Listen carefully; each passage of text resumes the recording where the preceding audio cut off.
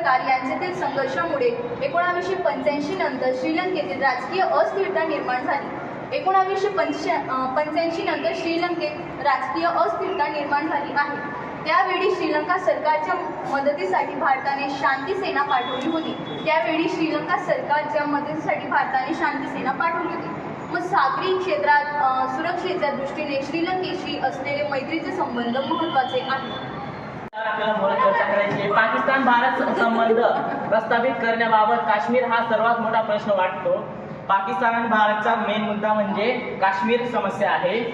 पहिले भारत पाकिस्तान युद्ध काश्मीर प्रश्नावर 1965 मध्ये झाले। दोन्ही देशांबद्दल संघर्ष सोडवण्यासाठी 1966 मध्ये ताशकंद करार झाला। 1965 मध्ये काश्मीर समस्यावर पहिले महायुद्ध झाले आणि नंतर 1966 मध्ये ताशकंद करार करण्यात आला, परंतु त्यातून काही साध्य झाले नाही। 1971 मध्ये युद्ध हे जरी बांगलादेश देशाच्या निर्मितीसाठी असेल तरी त्यासाठी काश्मीर प्रश्नाची बाजू होती।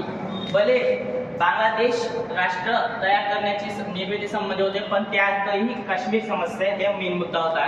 1972 मध्ये शिमला कराराने भारत आणि पाकिस्तान यांच्यातील परस्पर देवाणघेवाणीचा हा नवा आराखडा तयार केला। शिमला करारामुळे पाकिस्तान आणि भारत यांच्यातील देवाणघेवाणीचा नवा आराखडा तयार केला। 1999 मध्ये भारत आणि पाकिस्तान यांच्यातील कारगिल क्षेत्रातील पाकिस्तानाने केलेल्या घुसखोरीमुळे पुन्हा संघर्ष निर्माण झाला। तर पाकिस्तानने घुसखोरी केल्यामुळे काश्मीरमधल्या कारगिल भागामुळे ही कारगिल युद्ध झाले। काश्मीर हेच दोन्ही देशांमध्ये संघर्षाचे कारण आहे।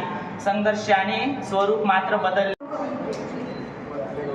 भारत आणि चीन यांच्यातील संघर्ष दोन प्रश्नांशी निगडीत आहे। पहिला प्रश्न म्हणजे सीमा प्रश्न आणि दुसरा तिबेटचा दर्जा। भारत आणि चीन यांच्यातील सीमेवरून जो वाद आहे तो अक्साई चीन आणि मॅकमोहन रेषा या क्षेत्रांशी संबंधित आहे। चीनचा दावा आहे की अक्साई चीन आणि मॅकमोहन रेषेच्या दक्षिणेकडील प्रदेश अरुणाचल प्रदेश हा चीनचा भूप्रदेश आहे। मॅकमोहन रेषा ही आंतरराष्ट्रीय सीमारेषा आहे, ही चीन मान्य करत नाही।